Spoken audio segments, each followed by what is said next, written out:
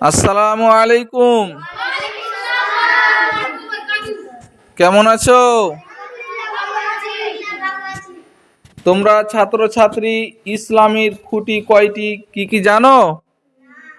ইসলামের খুঁটি কয়টি বা কি কি আমি তোমাদেরকে শিখিয়ে দিচ্ছি। ইসলামের খুঁটি হচ্ছে 5টি।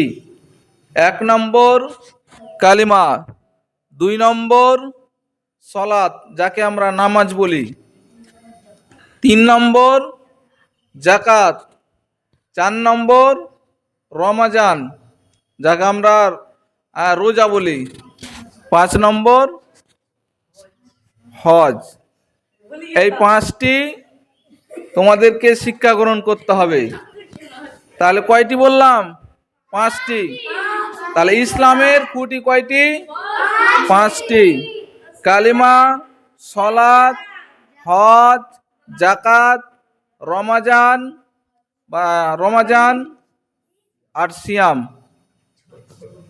এই 5টি।